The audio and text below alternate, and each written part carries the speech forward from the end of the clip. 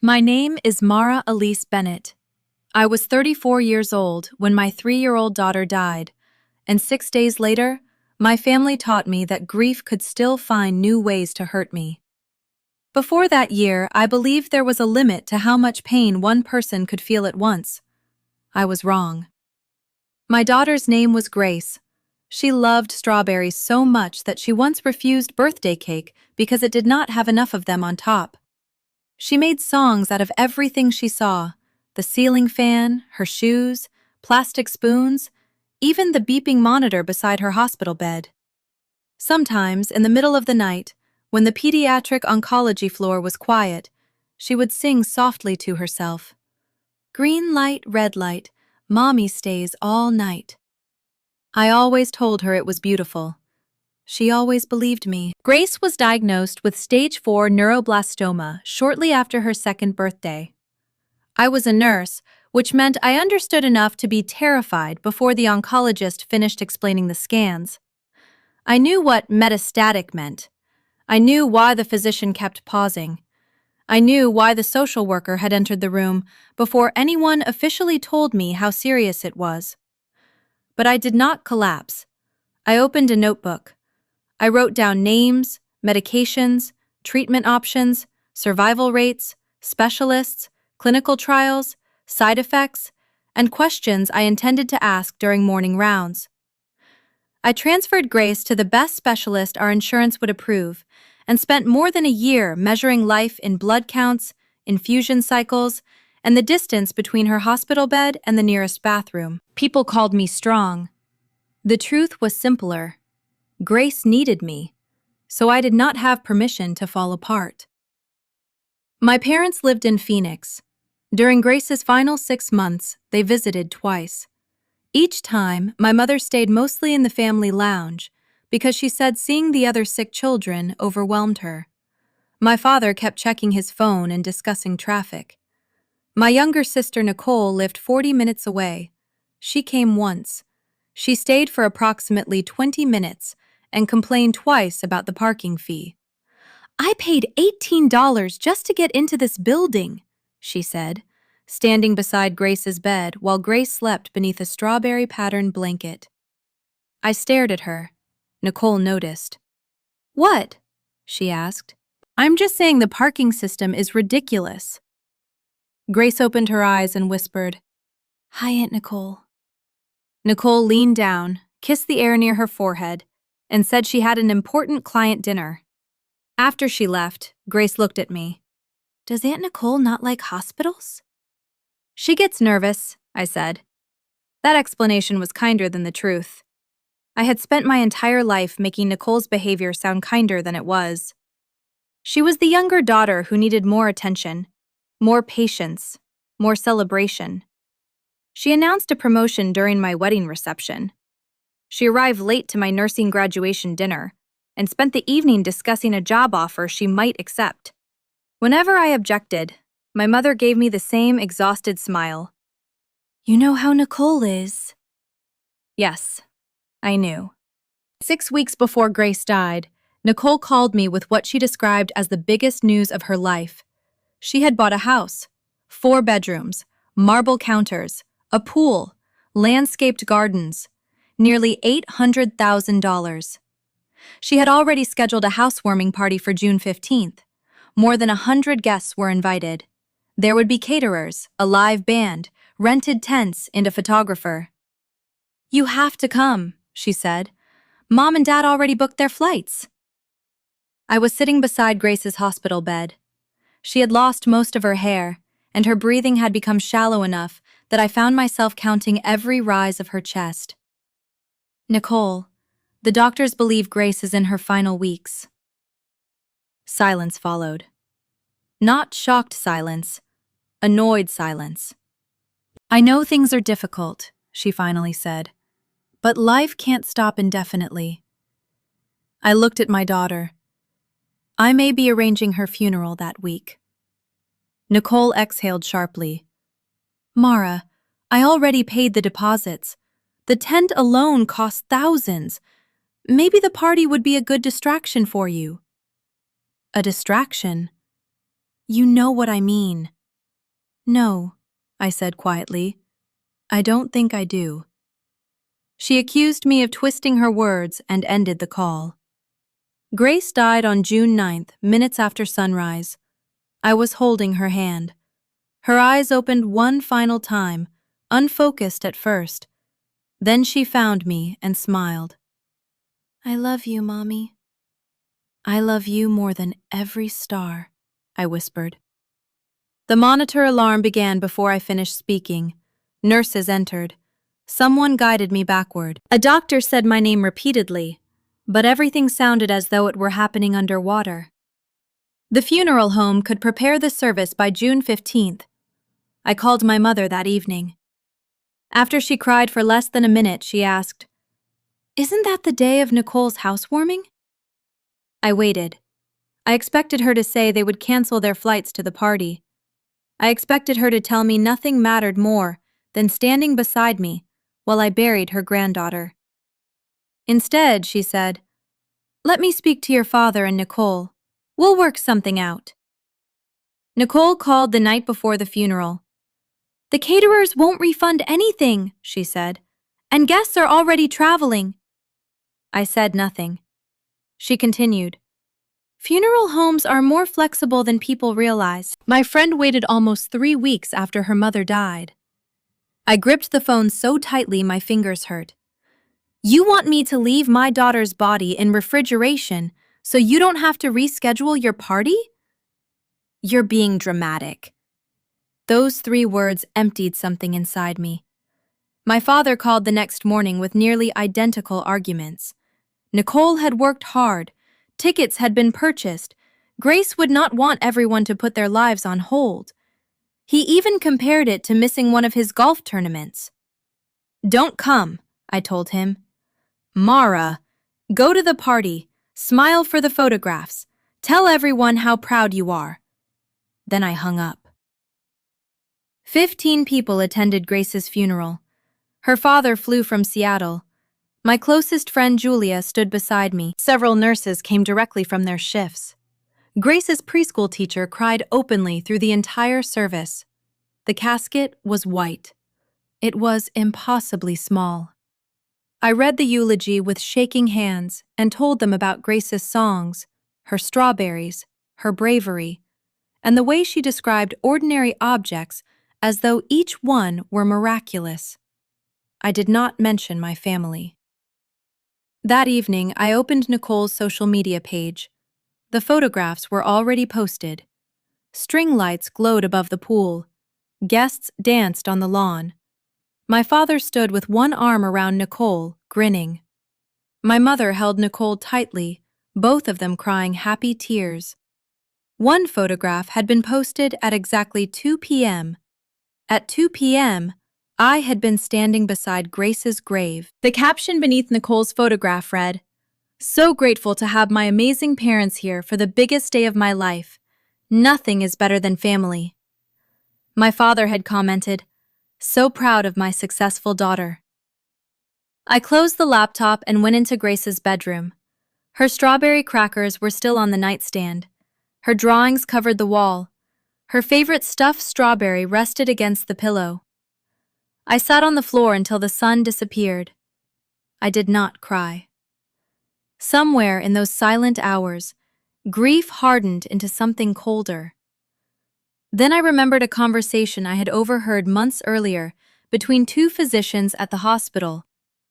They had been discussing a pharmaceutical representative who was pressuring doctors to prescribe unsafe doses of pain medication. At the time, I had ignored it.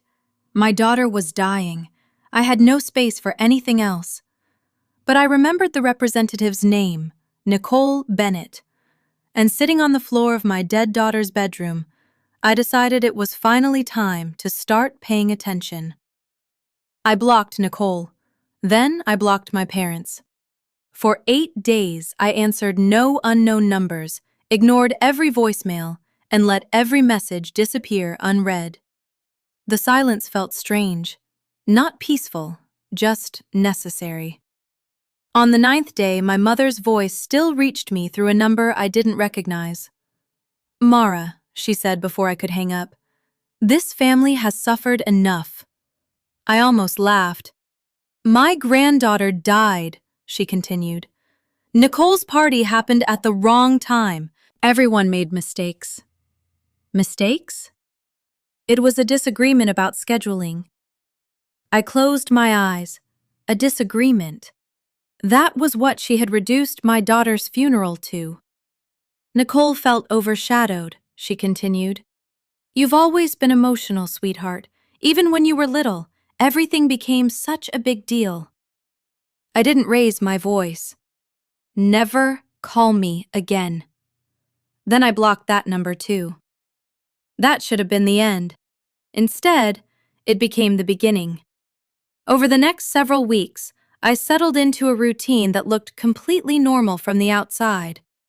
I returned to work, I completed my shifts, I attended patient rounds, I smiled when families thanked me. Then I went home to Grace's empty bedroom and continued making notes. Julia noticed the yellow legal pad lying beside my kitchen table one afternoon, while we drank coffee. What are you working on? I closed it without answering. Nothing important. It wasn't a lie. Not yet. Nicole worked as one of the top pharmaceutical sales representatives in Texas. 3 consecutive years of record-breaking bonuses. Luxury car, designer handbags, weekend trips that somehow always appeared online before she even came home. She loved telling people that success belonged to those willing to work harder than everyone else. Months before Grace died, I had overheard 2 physicians talking quietly outside the pediatric unit. One doctor sounded frustrated. If she pushes those doses one more time, I'm reporting it. The other sighed. Nicole Bennett again? At the time, I had forced myself to walk away. Grace had another chemotherapy session waiting. Nothing mattered except her. Now Grace was gone. For the first time in over a year, I had room to remember. I started carefully. No accusations, no dramatic confrontations. Just questions. Healthcare is a surprisingly small world. Spend enough years inside hospitals, and you build relationships that extend far beyond your own department. Doctors, administrators, compliance officers, pharmacists, risk managers. People remember the nurse who stays late without complaining. They answer when she calls. I reached out one conversation at a time. Have you ever worked with Nicole Bennett? Sometimes the answer came immediately. Sometimes there was an uncomfortable pause first. Those pauses interested me most. Within a week, I realized the rumors weren't isolated. Different hospitals, different physicians, different counties. The same name, the same concerns. Aggressive pressure, questionable incentives, numbers that never quite added up. I kept digging, not because Nicole had ruined my daughter's funeral, because I suddenly realized something much worse. If even half the stories were true, patients had been placed in danger long before June 15th. One cardiologist agreed to meet me after work. He stirred his coffee without drinking it. I should have reported her earlier. What happened? She kept insisting one medication was perfectly safe at higher doses. And was it? He looked at me. You already know the answer. He slid several printed emails across the table. Nicole had repeatedly encouraged prescribing patterns that ignored established clinical guidelines. Her language was careful, never explicit enough to sound criminal, always suggestive enough to influence decisions. Another physician showed me messages discussing speaking fees that somehow appeared immediately after prescription numbers increased. A hospital administrator quietly confirmed unusual consulting payments connected to several doctors. Individually, none of it proved everything. Together, the pattern became impossible to ignore. Every evening I returned home carrying another piece of the puzzle. Grace's bedroom remained exactly as she'd left it. Her drawings still covered the walls. Sometimes I sat on her bed reading documents while holding the little strawberry stuffed animal she had taken everywhere. It felt wrong, and somehow completely right. One Friday afternoon, an old colleague called. I found something you should hear. She transferred an audio recording obtained during an internal compliance review months earlier. A physician's voice sounded uncertain. This patient already has cardiac complications. Nicole answered confidently. The updated recommendation is more aggressive. It exceeds the guideline. Trust me, you'll see better outcomes. There was a pause. Then Nicole laughed softly. Don't worry so much. Everyone else is already doing it. I listened to the recording 3 times. The final time, I couldn't breathe. That patient had died, not because of one phone call, not because of one prescription, but because someone kept convincing physicians to push boundaries they knew should never be crossed. For several minutes, I simply stared at the recorder sitting on my kitchen table. The grief inside me shifted. Until then, every step had been fueled by anger. Now something else entered the picture: responsibility. If I ignored this, someone else's daughter might someday sit beside another tiny white casket. That thought settled everything. Over the next 3 weeks, I documented every conversation, every email, every payment trail, every prescription report, every compliance concern. I cross-referenced names, dates, hospitals, and financial records. My nursing experience became my greatest advantage. I knew how healthcare systems documented nearly everything. People assumed records disappeared. Most didn't. They simply waited for someone patient enough to connect them. Julia watched me filling another notebook one evening. Mara, I looked up. What happens if you're right? I don't know. And if you're wrong? I considered that for a long time. Then nothing will happen. She nodded slowly. But if I'm right... Neither of us finished the sentence. By the 4th week, my dining table had disappeared beneath organized folders. One stack contained financial irregularities, another contained physician statements, another documented off-label promotion. The final folder held something I never expected to find: internal emails from Nicole's personal account. She had written carelessly. She joked about physicians being easy money. She complained that compliance departments only existed to slow down sales. She bragged about beating quotas by convincing hesitant doctors to prescribe more expensive treatment plans. Reading them made my stomach turn. She hadn't simply crossed ethical lines, she had mocked them. Late one Wednesday afternoon, I requested a meeting with Trevor Hayes, an investigative journalist I had briefly met years earlier while he was researching healthcare costs. He agreed to meet at a quiet coffee shop downtown. He arrived carrying a notebook and 2 cups of coffee. I remember you, he said, the pediatric nurse. I remember you too. He noticed the heavy folders resting beside my chair. That looks serious. It is. For nearly 2 hours, I walked him through everything. He interrupted only to clarify dates or verify names. When I finally finished, he leaned back silently. This is substantial. I know. If this checks out, it will. He studied me carefully. Do you understand what happens next?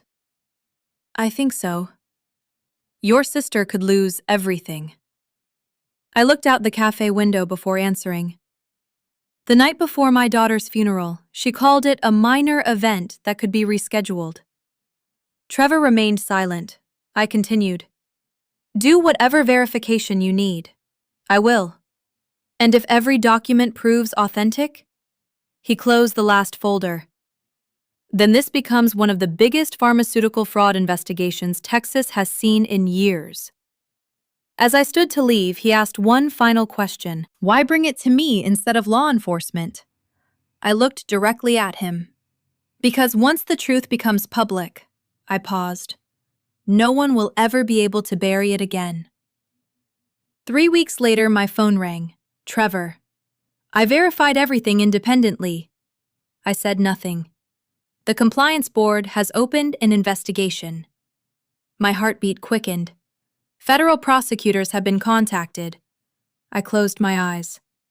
The article publishes tomorrow morning. After hanging up, I drove somewhere I hadn't visited since the funeral. Grace's grave. Fresh flowers covered the grass. I knelt beside the small white headstone and placed a basket of strawberries beside it. The first domino is about to fall, sweetheart. The wind moved gently through the cemetery. For the first time since June 15th, I felt absolutely certain there was no turning back. The article went live at 6 Thursday morning. I was already awake. I hadn't slept much anyway. I sat at my kitchen table with a cup of coffee that had gone cold long before sunrise and watched the Austin Chronicle website refresh. Then it appeared. Top pharmaceutical sales executive under federal investigation for fraud, kickbacks, and patient endangerment. Nicole's photograph filled the top of the page. The same smiling portrait she had proudly used across every social media platform.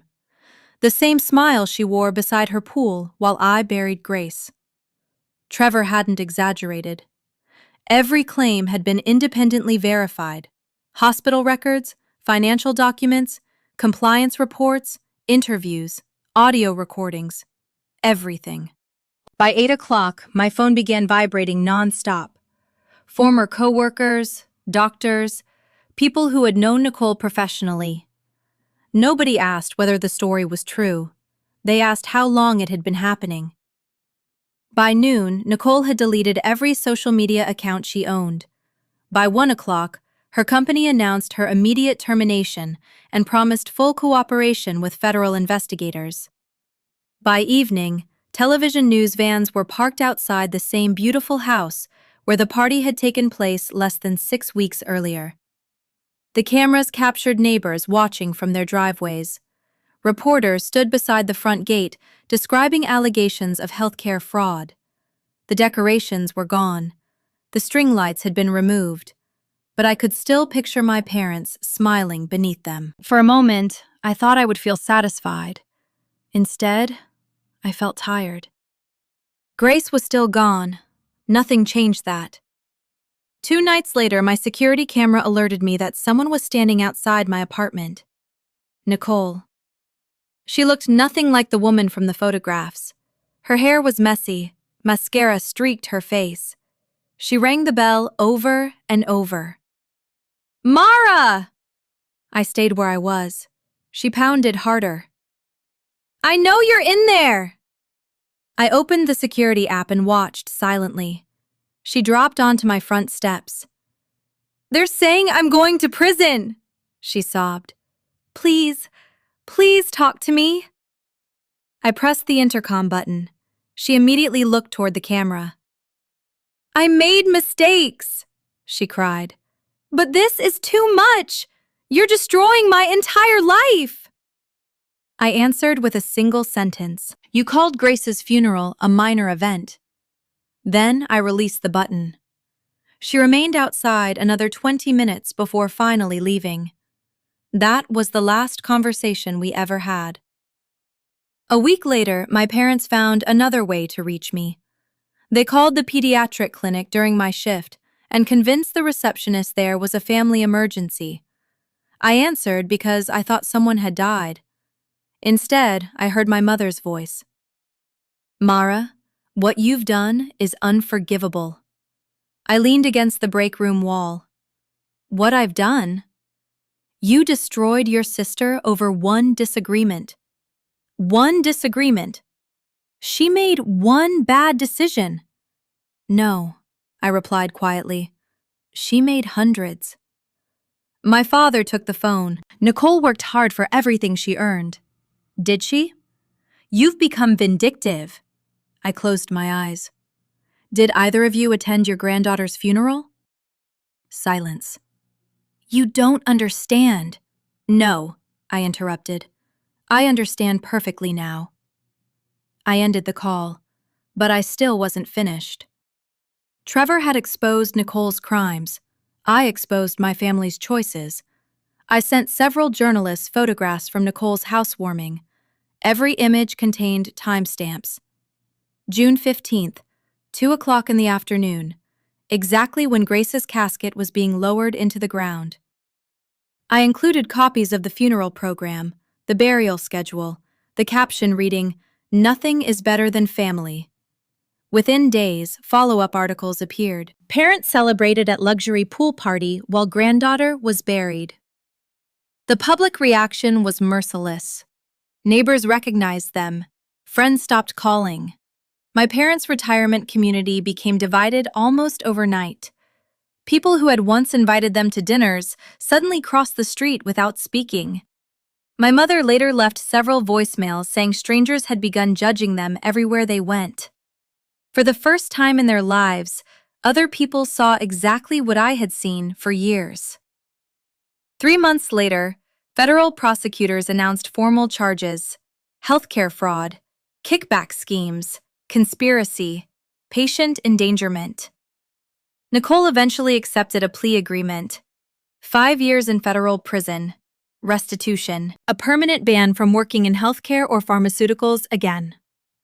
I attended the sentencing, not because I hated her, because I needed to know the story truly had an ending. Nicole stood before the judge wearing a plain gray suit. No designer jewelry, no expensive handbag, no confident smile.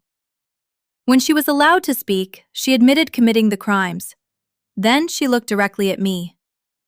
My sister didn't do this because she cared about patients. The courtroom became completely still. She wanted revenge because of a family disagreement. The prosecutor objected. The judge sustained it immediately. But Nicole had already said what she wanted everyone to hear. The sentence remained unchanged: 5 years. As deputies escorted her away, she looked back one final time. I didn't look away. She did. Several months later, my parents appeared unexpectedly inside my clinic lobby. Security called upstairs. "They insist it's urgent." I walked downstairs. They looked older, much older. My father had lost weight. My mother's hands trembled constantly. For several seconds, nobody spoke. Finally, my father whispered, "We've lost everything." They had sold their retirement condominium to help pay Nicole's legal bills, declared bankruptcy, moved into a small house near relatives in Oklahoma. "We're still your family," my mother said quietly. I stood 6 feet away. No. Tears filled her eyes. "We made terrible mistakes. You chose a party over your granddaughter's funeral. We never meant—" "You did." My father lowered his head. "We've paid for it." I thought about Grace asking me whether she could go back to the park after she got better. She never had that chance. My daughter lost her entire future. I looked at both of them. You lost your comfort. Those aren't the same thing. I turned around. Security escorted them outside. I never saw either of them again. Several months later, my Aunt Lydia called. My father had suffered a major heart attack. "He may not survive," she said softly. "Your mother is too afraid to call herself." She asked whether I wanted to come. No. She hesitated. Losing a parent is forever. So is burying your child. She had no answer. My father survived. I learned that through someone else. I felt nothing. About 6 months after Nicole entered prison, I received a letter. Her handwriting was messier than I remembered. She wrote that she wasn't asking for forgiveness. She admitted she had been selfish. She admitted she had failed Grace as an aunt. But she also accused me of destroying not only her life, but our parents' lives as well. She wrote one sentence that stayed with me longer than the rest. "I hope revenge filled the hole Grace left behind." I folded the letter, walked to my kitchen sink, burned every page, watched the ashes disappear down the drain. A week later, my attorney mailed cease and desist letters to Nicole and my parents. No calls, no visits, no messages through relatives, No contact of any kind. That door closed forever. But another one slowly opened. About a year after Grace died, I began volunteering with a pediatric cancer support organization. Parents asked me questions I once asked doctors. Children smiled with the same fragile courage Grace had carried every day. Some evenings I cried all the way home. Some evenings I simply sat in my car remembering her voice. One mother whose son had terminal leukemia asked me quietly, "How do you survive after your child is gone?" I thought for a long moment before answering. "You survive one morning at a time." She nodded through tears. "And eventually, you choose to keep living." That was the hardest truth I had ever learned. Nicole served 3 years before receiving parole. I found out through a news notification. I deleted it. Every June 9th, I visit Grace. I bring fresh strawberries. Sometimes I talk to her for hours. I tell her about the children I've helped, about the frightened parents who now have someone to guide them through the darkest days of their lives. I tell her I still miss her every single morning. People often ask whether I regret exposing Nicole. No, her crimes were real. Real patients suffered because of them. Real families paid the price. The investigation would have happened eventually. I simply made sure it finally did. But if they ask whether revenge healed me, the answer is also no. Justice gave me direction when grief threatened to drown me. It gave me something to build while everything inside me was collapsing. When it ended, the grief remained. Quieter, different, but still there. Because no courtroom, no prison sentence, no public disgrace could ever return the little girl who sang songs about ceiling fans and insisted strawberries belonged on everything. Grace was the only thing I truly wanted back. Everything else was simply consequences.